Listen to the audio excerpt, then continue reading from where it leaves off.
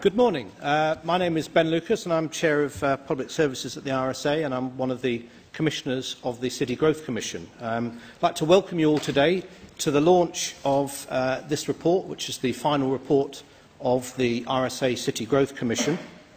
First of all, a few housekeeping matters. Can I ask you, if you haven't already done so, to please turn off your mobile phones. Today's launch is being filmed by the BBC, and I think they're going to be using clips in their broadcast coverage of our publication today. So that's just so you know. We're also live streaming the event, so we'd like to welcome everyone who's watching it via the web. And a reminder that the hashtag for the event is #CityGrowth, if anyone wants to tweet about the event. And we will be taking, I think, when we get to the Q&A session, some questions via Twitter. So, if I can introduce you to the running order for today, we've got an important report that we want to give everyone the full opportunity to discuss. We are very grateful to have Lord Heseltine, the former Deputy Prime Minister, who will be setting the scene for the report. Then Jim O'Neill, the Chair of the City Growth Commission, will be taking us through the main findings of the report. Sir Richard Lees, who's Chair of the LGA Cities Board, Leader of Manchester City Council and from the Core Cities Cabinet, will then be responding to the report.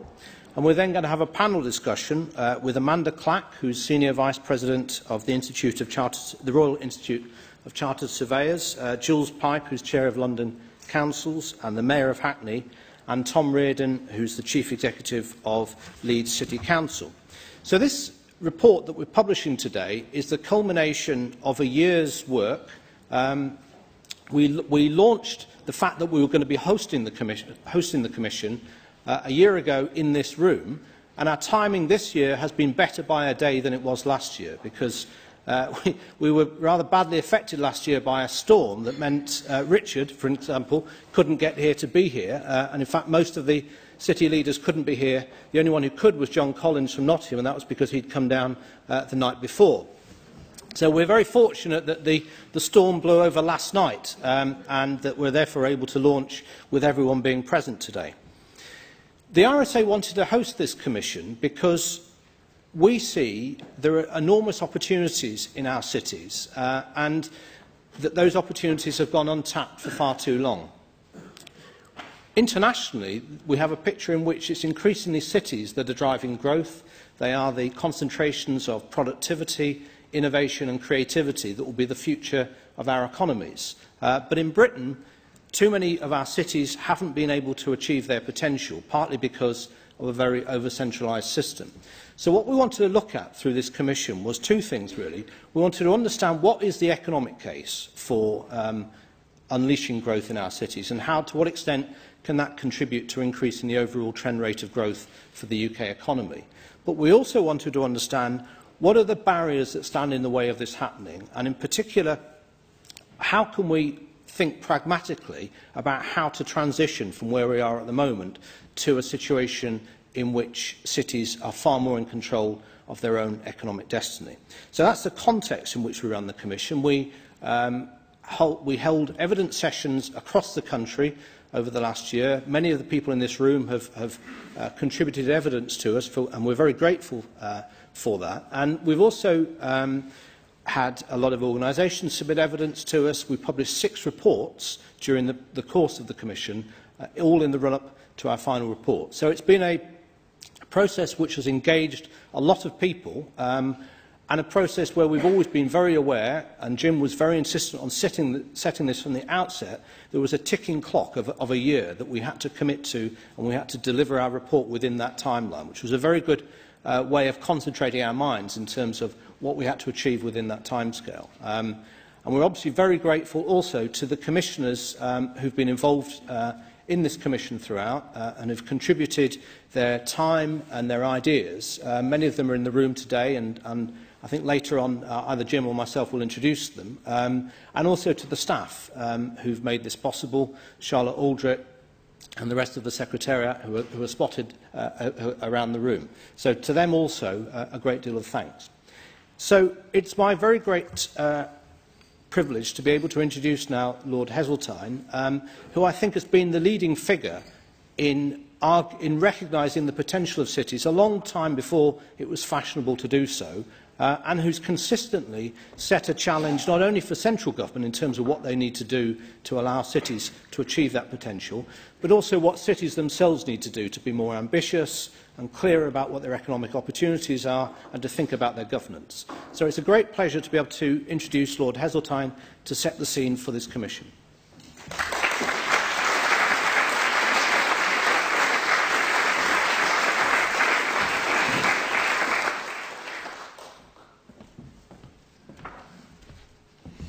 Well, thank you very much indeed for those very generous words of introduction. It certainly has been an extraordinary journey for me and one of great excitement to be here to see the progress that has been made. I will never forget the experiences of Liverpool in 1951 after the riots, and there was one absolutely glaring conclusion to the 3 weeks I spent in that great city. There was no one in charge. Everybody had explanations as to what was wrong, and it was always somebody else's fault. Anything that needed putting right, it was always someone else should do it. Nobody was in charge. And this completely overwhelmed me with its implications because, of course, the power had gone, the decision-making had gone, and the decision-making people had gone. And so, from that moment on, I have spent a great deal of my political career in trying to raise the agenda of devolution. Well, let's state the obvious. Devolution is now centre stage.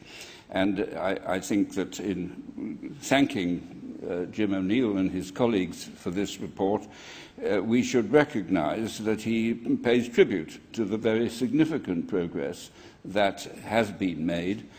He refers specifically to the city deals, to the growth deals, and indeed has been generous about the report that I myself produced called No Stone Unturned. The No Stone Unturned report is, I think, unique. I know of no occasion in my lifetime, maybe not be ever, but where one person was given an official from each government department and a blank piece of paper, and no attempt at any time to influence the conclusion. No minister saw a word of the report until the printing was actually underway. And so it was a fascinating exercise, and I hope has contributed to the remarkable progress that this Commission we're celebrating today has made. Looking at the conclusions of the Commission, it's quite obvious, and they make a big thing of it, that they concentrate on the 15 metro areas. And I well understand that, because if you want to get the show on the road, go for the low-hanging fruit where you will achieve the fastest results. I fully understand that. And indeed, it coincides with another extremely important development in political terms, which is the speeches that the Chancellor himself has made in Manchester in the course of the last couple of months, one dealing with that extraordinary vision of linking the Humber and the Mersey, and the other dealing with an extraordinarily high-quality science hub based on the universities of the Northwest.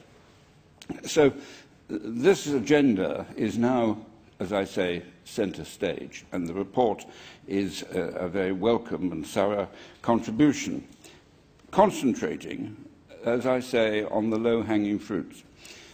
Someone who has spent a lot of time in the politics of this agenda, I would like to broaden the concept, because I think that the Scottish devolution debate has given a momentum to what was already a moving process. And the whole debate about English votes and English laws is going to have to be resolved within a timescale compatible with the Scottish devolution process. I personally very much welcome that, and I think that English MPs are going to insist. Well, the moment you talk about English MPs, of course, you cannot just talk about the MPs in the 15 metro areas, because if you were to do that, then you're creating another section of potential aggravation as people feel left behind and left out. And as far as my judgment is, we simply shouldn't leave any part of England out of the process of seeking to devolve power, which really means involving local people in the decisions that actually affect them, as opposed to telling them and imposing on them solutions which others have designed on their behalf. So I believe, and the report is completely consistent with this view, the agenda now has to be a national English agenda for devolution. I say English. I hesitate to trespass into the three non-English components of the United Kingdom. But I do sometimes wonder whether they are talking about devolution to their capital cities or whether they're talking about the sort of devolution that I think would be important, which is to the main economic centres that make up their countries. But that is for them to resolve. The purpose of this discussion today is to address the issue of how we deal with England. I have really got two thoughts that I would bring to this morning's debate. And the first is that if you are going to devolve power to the local enterprise partnerships, which are the chosen vehicles the government has committed itself to, then I think it has to involve the enthusiasms of the entire country.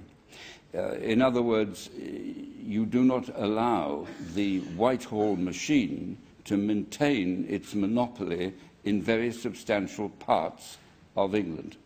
Because if you allow that machine to remain, it will, first of all, continue to hold sway over very important parts of the economy, and secondly, the mere existence of that machine will enable it to continue in practice, often perhaps not overt and in public, but behind the scenes, in the way in which the devolution process is actually working as far as the metro areas are concerned. So the issue that has to be addressed is the nature of the Whitehall machine and the monopoly status that over centuries it has acquired, because that is a very important part of the problem of devolution.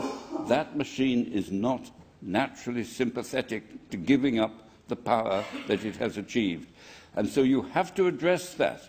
And a very important part of addressing it is for the government to now address the issue of what sort of machinery are we going to have in Whitehall in order to preside over this shift of power away from Whitehall. And you've only got to think about the words I've used, shift of power, to realise high politics is the name of the game. I think that it will need the government to recognise a new opportunity. At the moment, you only have to look at the quangos, you have to look at the employment processes and the numbers employed by central government departments to realise that government not only determines policy, they execute policy. They either execute policy directly or by means of the many controls that they use to ensure that local government does what central government wants. In the devolved world, I believe that central government should actually do much less. It should become much more preoccupied by quality of output rather than the statistics of delivering services.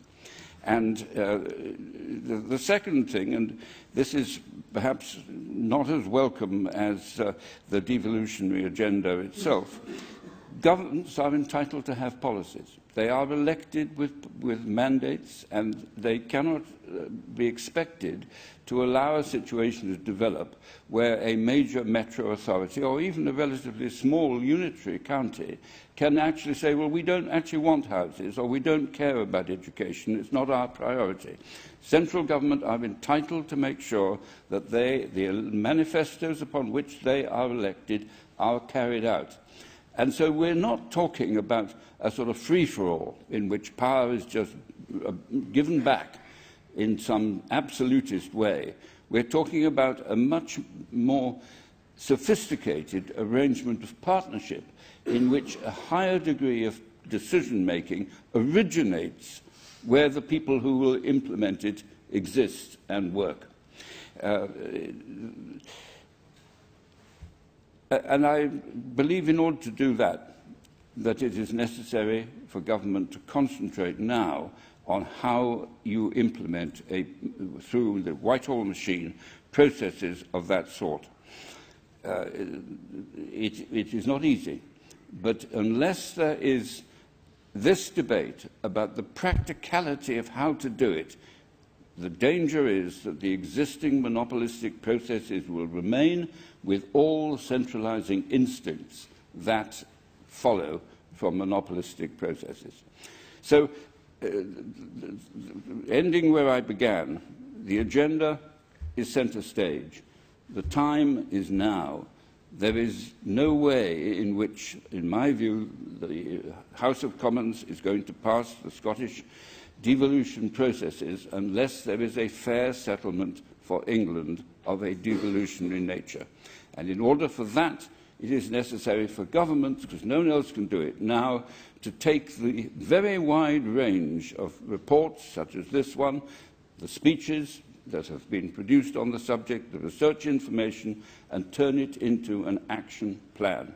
And I believe that they will gain immeasurably, and the country will gain immeasurably from a determined attempt to achieve this new way of running this country. I say new way, that's wrong. The way we actually did run this country when we became the great imperial power that we are. Thank you very much.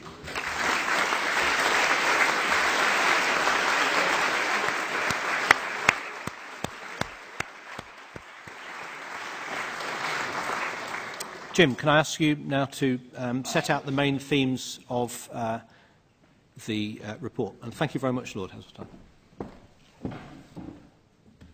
Good morning. Thank you, Ben. Thank you so much, Lord Heseltine, for such a retrospective presentation and conceptualising where we've all come from.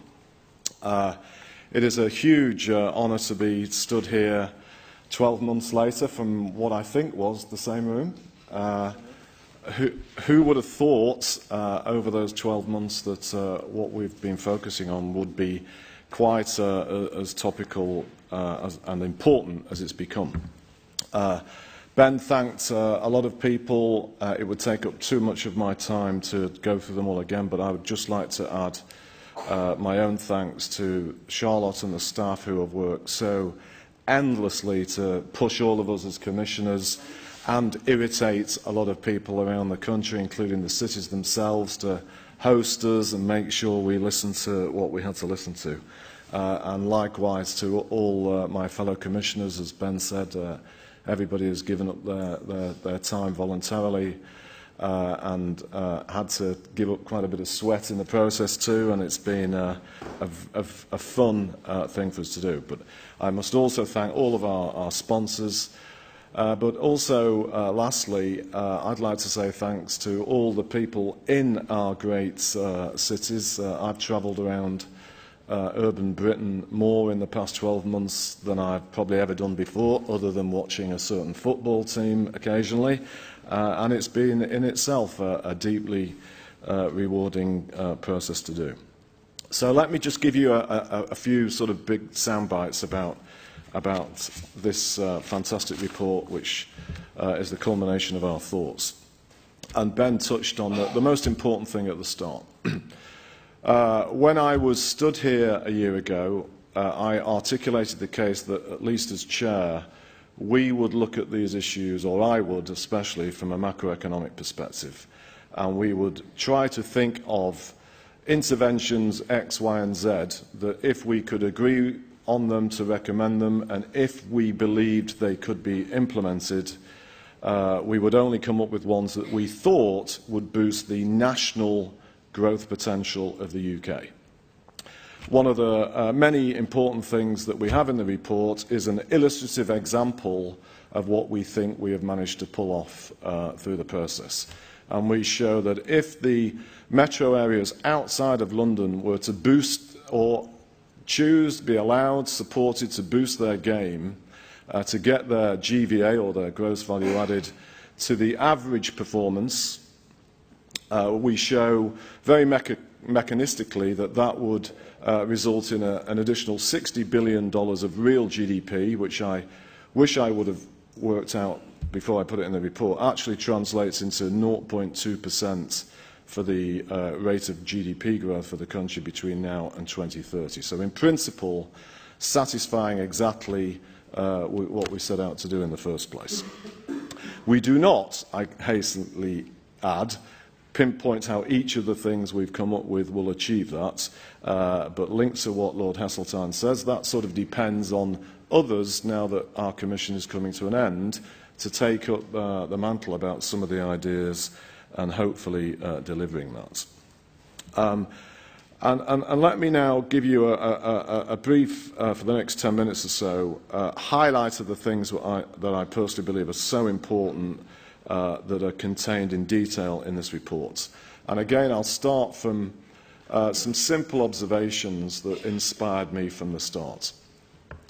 And there's kind of four. First of all, if you look at global cities, the UK currently has one, London, that barely registers as being big and important.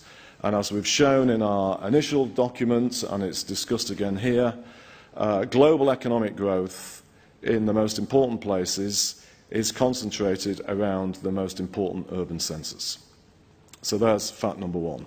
Fact number two is that 3 of the 4 largest economies in the world, that obviously I've spent a huge amount of my professional life studying, the United States, Germany and China, are all completely different, except for the fact they're all very big and they are very decentralised. The UK is unique almost in being so centralised compared to any other, certainly developed economies and many emerging economies too. So that's observation number 2. The third observation, and I'm going to come back and touch on this, we knew that during the 12 months we were going to be doing this, that the Scottish referendum would be hanging around the whole time that we were doing it, and we knew then that referendum would be a few weeks before we finished. So unlike for others, this is not an issue that is important simply because of the Scottish referendum, and I want to come back and touch on that. And topic number 4 is that there are a number of aspects of our rich country in the UK that are actually still very diverse, and a key feature of some of the things we recommended is to actually low-hanging fruit, I think I heard somebody touch on, is to piggyback on some of those things to see if they can be enabler, particularly our universities, to do things to achieve the goal that we set. So that's sort of the simple observations. And so from that, let me highlight the key things that I will touch on. And there's more detail on these and other things in our reports. And again, I want to emphasise, as we did then and have done repeatedly, none of our ideas are supposed to be done at London's expense. And indeed, linked to the ones that Lord Heseltine said that we think the Chancellor has stolen from us, which we're very happy that he has done, essentially mimicking some of the things that are so brilliant about London, in particular its sheer number of people and size. So what has become known as One North, which I'm sure, Richard, you may touch on, Richard Leese from Manchester, is at the heart of a response from northern cities to the Chancellor's call for a northern powerhouse, and I think what he christened HS3. Our own nuanced angle on it is what we call Northern Oyster. And I believe some of the staff just showing as we walked in here, unfortunately we didn't get it mocked up in time. We have a copy of what it would look like. And we think that having the same sort of connectivity between different modes of public transport, certainly much faster, especially the train network, than the one that it was otherwise proposed before we existed, will do wonders for bringing around some of the agglomeration benefits that those cities that I sort of dine out on an awful acronym, Man, Chef, Leeds Pool, could do for that part of the world and areas close to them that London has. Similarly, the other thing that Lord Heseltine touched on about our great diverse universities, many of which are in the north but also elsewhere, the Chancellor's call for them to come up with an answer to the Crick Institutes is something we also recommended and completely endorse, and are very eager to still help get done, even though I guess another hour from now we will sort of cease to exist. And importantly, in the emotion as well as the objective focus on the topic of devolution, those are things that should happen and can happen that don't actually require devolution. And our report is not just about devolution of powers. It is, in my judgment, a necessity, but not sufficient to delivering what our initial and ultimate objective is, which is to raise the country's trend growth rate. Let me also say in that regard that it is not just about, in terms of selecting the cities, and I'm going to touch on this a bit more now, just English cities. Of the 15 metro areas we defined, it does include Glasgow, linked to Lord Heseltine's points, a huge urban driver of life in Scotland. I just spent a number of days up there and was hugely impressed by what I observed and heard. It includes Cardiff and it includes Belfast. Which takes me to the contentious issue about those we didn't look at. We deliberately concentrated on those 15 metro areas because we wanted to achieve the goal of coming up with ideas that would boost the national growth rates. That is the only reason why we did it. We have heard quite rightly and repeatedly from many people in smaller cities and towns and other areas as to why not us. And as I joked at a LGA meeting on Monday, but actually the more I think about it, I mean it quite seriously, if we were to have another life or to go on, or some of the members of our commission might want to do that anyhow, if they haven't got other things to do, it would be very interesting to look at the case of some of these cities. I had a very interesting meeting with the people from Hull just 2 weeks ago in this building, who articulated their stress and irritation with me that they weren't considered. But in my non-diplomatic way as usual, I said, well, if you kind of thought about getting yourselves together as a combined authority with the broader area, maybe we should and would have done. Similarly to Marcos Arrest, I'm not sure if he's here, from Peterborough, has to get the single biggest award for being the one from a small city that has pestered us the most. And I really admire what he has done in making us listen to him, because he's had some very important points, and there are many, many others. So when it comes, so I've touched on the two key areas that are at the centre of things that don't really involve a lot of devolution of powers to local areas, but they involve a lot of cooperation from people from different cities outside of London. And frankly, in itself, it has been really fun for us to observe and experience and share in everybody having to get out of the comfort zone to come up with the specific commercial responses to make those things real. And I feel, as I stand here, they are in the works, and I'm pretty sure that the members of the current coalition, if they were to remain in place, would see it on themselves to want to deliver on both those things, and I suspect we will get more announcements about both of those either before or in the autumn statements. And so to finish with, on the topic of devolution, a few very quick comments. First of all, we do believe, and we learnt this early on, that on the topic of skills,